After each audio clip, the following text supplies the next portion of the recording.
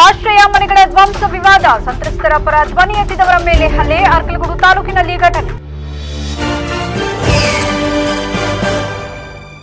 ಅರ್ಕಲಗೂಡು ತಾಲೂಕಿನ ಅಬ್ಜೂರು ಮಾಚಗೌಡನಹಳ್ಳಿಯಲ್ಲಿ ಆಶ್ರಯ ಯೋಜನೆಯಡಿ ಮಂಜೂರಾಗಿದ್ದ ಮನೆಗಳನ್ನು ತಹಶೀಲ್ದಾರ್ ಅವರು ಯಾವುದೇ ಮುನ್ಸೂಚನೆ ನೀಡದೆ ಏಕಾಏಕಿ ಧ್ವಂಸಗೊಳಿಸಿರುವುದನ್ನು ಖಂಡಿಸಿ ಸಂತ್ರಸ್ತರಿಗೆ ನ್ಯಾಯಕ್ಕಾಗಿ ಆಗ್ರಹಿಸುತ್ತಿದ್ದವರ ಮೇಲೆ ಹಲ್ಲೆ ನಡೆಸಿರುವ ಘಟನೆ ನಡೆದಿದೆ. ಆಶ್ರಯ ಯೋಜನೆಯಡಿ ನಿರ್ಮಿಸಿದ ಮನೆಗಳನ್ನು ತಹಶೀಲ್ದಾರ್ ಅವರು ಗ್ರಾಮಸ್ಥರ ಸಮ್ಮತಿ ಇಲ್ಲದೆ ಸೂಕ್ತ ನೋಟಿಸ್ ನೀಡದೆ ಧ್ವಂಸಗೊಳಿಸಿದ್ರು. ತಮ್ಮ ಮನೆಗಳನ್ನು ಕಳೆದುಕೊಂಡ ಸಂತ್ರಸ್ತರಿಗೆ ಇಲ್ಲಿಯವರೆಗೆ ಯಾವುದೇ ನ್ಯಾಯ ದೊರಕಿಸಿಕೊಡದಿರುವುದು ಗ್ರಾಮಸ್ಥರ ಆಕ್ರೋಶಕ್ಕೆ ಕಾರಣವಾಗಿದೆ. ಬಡವರ ಜಾಗವನ್ನು ಕಬಳಿಸಲು ಹುನ್ನಾರ ನಡೆಸಿ ತಾಲೂಕು ಆಡಳಿತ ಹಾಗೂ ಜನಪ್ರತಿನಿಧಿಗಳು ಅಲ್ಲಿ ಹೊಸದಾಗಿ ಕಾಮಗಾರಿಗೆ ಗುದ್ದಲಿ ಪೂಜೆ ಮಾಡಲು ಮುಂದಾಗಿದ್ರು. ಸಂತ್ರಸ್ತರಿಗೆ ಮೊದಲು ಪರಿಹಾರ ಮತ್ತು ನ್ಯಾಯ ಒದಗಿಸಿ ಆ ಬಳಿಕವಷ್ಟೇ ಮುಂದಿನ ಪ್ರಕ್ರಿಯೆ ಕೈಗೊಳ್ಳಬೇಕೆಂದು ಒತ್ತಾಯಿಸಿ ಗ್ರಾಮಸ್ಥರು ಮತ್ತು ಹೋರಾಟಗಾರರು ಸ್ಥಳದಲ್ಲಿ ಪ್ರತಿಭಟನೆ ನಡೆಸುತ್ತಿದ್ದರು.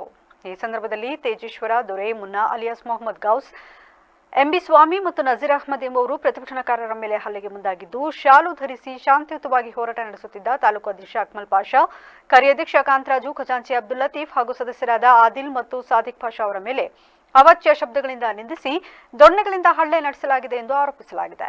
ಈ ಕುರಿತು ಕೂಡಲೇ ಸಂಬಂಧಪಟ್ಟ ಅಧಿಕಾರಿಗಳು ಮಧ್ಯಪ್ರವೇಶಿಸಿ ಹಲ್ಲೆ ನಡೆಸಿದವರ ವಿರುದ್ಧ ಕ್ರಮ ಕೈಗೊಳ್ಳಬೇಕು ಹಾಗೂ ಮನೆ ಕಳೆದುಕೊಂಡ ಸಂತ್ರಸ್ತರಿಗೆ ಸೂಕ್ತ ಪರಿಹಾರ ನೀಡಬೇಕೆಂದು ಆಗ್ರಹಿಸಿದರು. ವ್ಯವಸ್ಥೆ ಇಲ್ಲಿ ಮನೆಗಳನ್ನು ಏಕಾಏಕಿ ಯಾವುದೇ ಸೂಚನೆ ಮತ್ತೆ ಯಾವುದೇ ಒಂದು ಪತ್ರವನ್ನು ನೀಡದೆ ನೆಲಸಮ ಮಾಡಿದರೂ ಧ್ವಂಸಗೈದು. ಆ ಹಿನ್ನೆಲೆಯಲ್ಲಿ ನಾವು ಅಹೋರಾತ್ರಿ ಧರಣಿಯನ್ನು 11 ದಿನ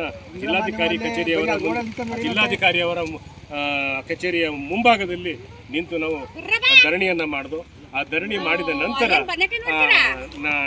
ಇದು ಈ ವ್ಯಾಜ್ಯ ಮತ್ತು ಈ ಒಂದು ವಿವಾದಾಸ್ಪದ ಏನೊಂದು ಘಟನೆ ಇತ್ತು, ಈ ಘಟನೆ ಜಿಲ್ಲಾಧಿಕಾರಿಯವರಿಂದ ನೇರವಾಗಿ ಮುಖ್ಯಮಂತ್ರಿಯವರ ಗಮನಕ್ಕೆ ಹೋಯಿತು. ಅವರು ಮೌಖಿಕವಾಗಿ ಆದೇಶವನ್ನು ಕೂಡ ಮಾಡಿದರು.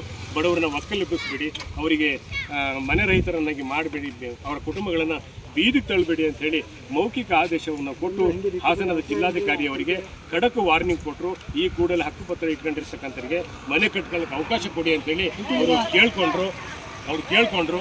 ನಂತರ ಅವರಿಗೆ ಆದೇಶವನ್ನು ಕೊಟ್ಟಾಗ ಜಿಲ್ಲಾಧಿಕಾರಿಯವರು ನೇರವಾಗಿ ಈ ಒಂದು ಸ್ಥಳಕ್ಕೆ ಹಾಜರು ಮಾಡಿ ಇದನ್ನು ಬೌಂಡ್ರಿ ಫಿಕ್ಸ್ ಮಾಡಿಬಿಟ್ಟು ನಂತರ ನಮ್ಮ ನಿವೇಶನಗಳನ್ನು ಮಾಡಿಕೊಡ್ತೀವಿ, ಮನೆ ಕಟ್ಕೊಳ್ಳಿಕ್ಕೆ ಅವಕಾಶ ಮಾಡಿಕೊಡ್ತೀವಿ ಅಂತೇಳಿ ಏಪ್ರಿಲ್ 17ನೇ ತಾರೀಕು ಹಾಜರು ಮಾಡಲಿಕ್ಕೆ ಅಂತೇಳಿ ಬಂದರು.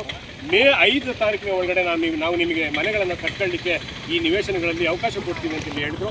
ಆದರೆ ಇಲ್ಲಿಯವರೆಗೂ ಇವತ್ತು ತಾರೀಕು 11 ಜುಲೈ 2026 ಅವರು ನಮಗೆ ಮನೆ ಕಟ್ಕೊಳ್ಳೋಕೆ ಅವಕಾಶ ಕೊಡ್ತೀವಿ ಅಂತೇಳಿ ಹೇಳಿದ್ದು ಮೇ 5ನೇ ತಾರೀಕು 2026 ಅಂತೇಳಿ ಹೇಳಿದರು. ಇವತ್ತಿಗೆ ಕಡಿಮೆ ಅಂತಂದ್ರೆ 3-3.5 ತಿಂಗಳಾದರೂ ನಮಗೆ ಯಾವುದೇ ರೀತಿಯ ನ್ಯಾಯವನ್ನು ಕೊಡಲಿಲ್ಲ. ನಮಗೆ ಯಾವುದೇ ರೀತಿಯಾಗಿ ನಮಗೆ ಇಲ್ಲಿ ಮನೆ ಕಟ್ಕೊಳ್ಳಿಕ್ಕೆ ಅವಕಾಶ ಕೊಡಲಿಲ್ಲ.